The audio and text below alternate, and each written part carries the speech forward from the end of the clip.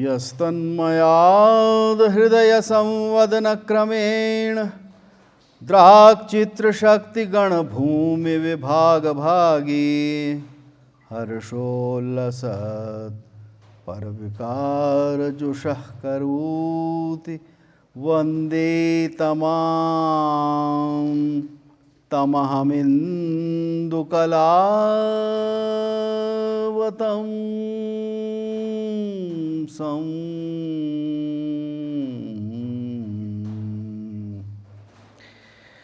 Shri Gurubhyo Namah. So we start with our subject today. And as I said that I'm going to speak on Manusmriti, the much maligned Manusmriti.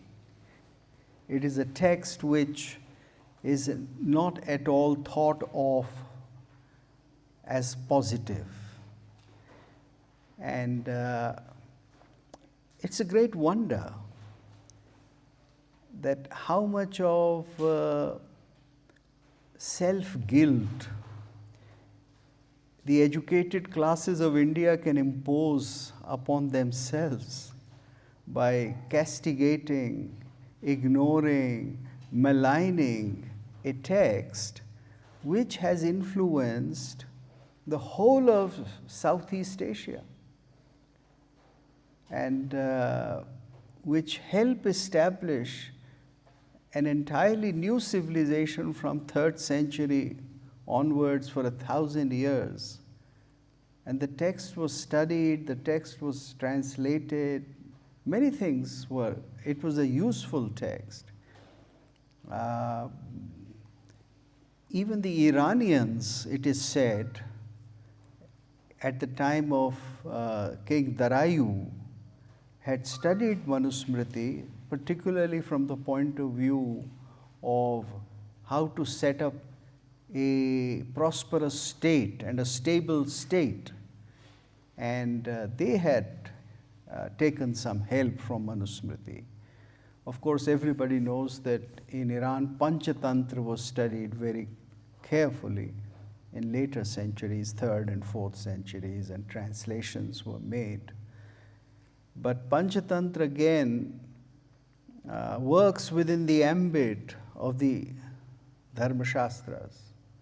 You see, it's important to understand that Panchatantra does not talk about establishing a state or the king should behave in a way which contradicts the essential laws of Dharma.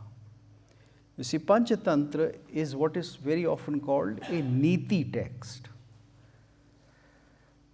Something we must know, because we are quite ignorant of it, that the texts in India have been divided into various categories. And everything is not to be found in every text. And what one text describes or prescribes or observes is for that area.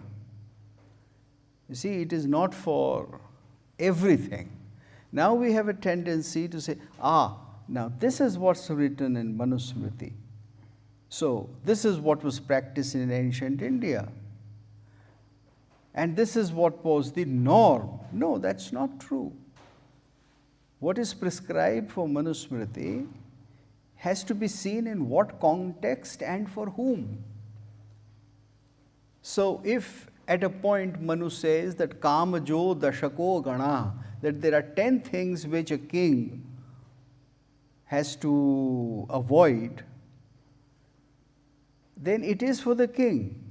And it is for the king within a context. For instance, they say there that he should not go on watching dance and he should not enjoy women all the time. Now, that is the prescription for the king to be somebody who has control over his power and control over his senses. However, that does not apply to those who at the right time would like to go and see dance performances or patronize dance. At other places, it is said that dance is sacred, that dance is what Shiva gave to us. So you have to see the contradiction, which is seeming contradiction, but once it is put in a certain context, then it makes sense. You see, today we have a tendency, because we are so ignorant about the classical text in a proper manner, that we pick up a line from somewhere and say, well, this is what was said. You know, a very eminent journalist came to one of my lectures, and I gave him the honor of giving him a chair on the stage, and I was talking about the 8 kind of marriages that Manu had prescribed. In his comments, he said, अब शास्त्रों में तो कहीं कुछ कहा है, कहीं कुछ कहा है, वो हमारे कितने काम के हैं. Our shastras, sometimes they say something, sometimes they say. Now it was very difficult for me to contradict an honored guest right there on the stage. But he talked like a fool. And unfortunately, this is the common story. All those people who have not spent a proper time in seeing the text as to how they have to be studied, they, jump into it. Fools tread where angels fear to go. Now, this is the story of our modern intellectual class about the study of classical Indian text. Fools tread where angels fear to go. They just rush into it, plunder something, and then they have the NDTV or the ZTV to speak about it. Now, the discourse about classical Indian text, unfortunately, has reached this very low level. And my expectation, my humble request from all of you and people like you is to look upon the classical text in the proper academic manner and to help a fresh understanding, a deep understanding. You see, you go to any American university, if you are taking a course in political science, 101 or 1001, whatever way they give the numbers now, the preliminary courses will always start with foundations of politics as described by Aristotle. They're never going to leave the Greeks out of it. That will always be taught.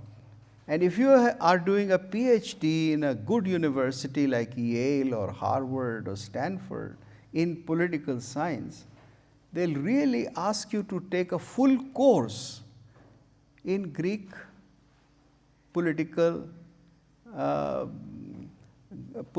texts or the social and cultural life of ancient Greece.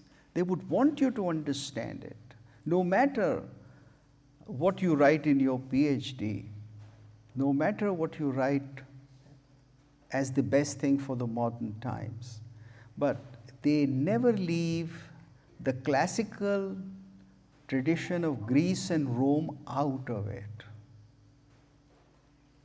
And that is true of all American and European universities. We have a professor here from JNU who belongs to the Department of Greek Studies, and he will in his conversation tell you how important are Greek studies all over the world. But in India, when we have our classical text, you see, the Europeans didn't have any classical text. They created a new civilization by studying the classical texts of Greeks and Romans. what was the European Renaissance? It was based upon a fresh study of Greek and Roman text, and they created an entirely new civilization. The very civilization which they themselves destroyed in 3rd century when Christianity came to Greece. That very civilization was salvaged by them and used to make a new civilization. And that's how Europe became a great colonial power. So they used somebody else's text. And here in India, we have our own texts, and we don't study them in the proper academic manner. We study them only emotionally, either to castigate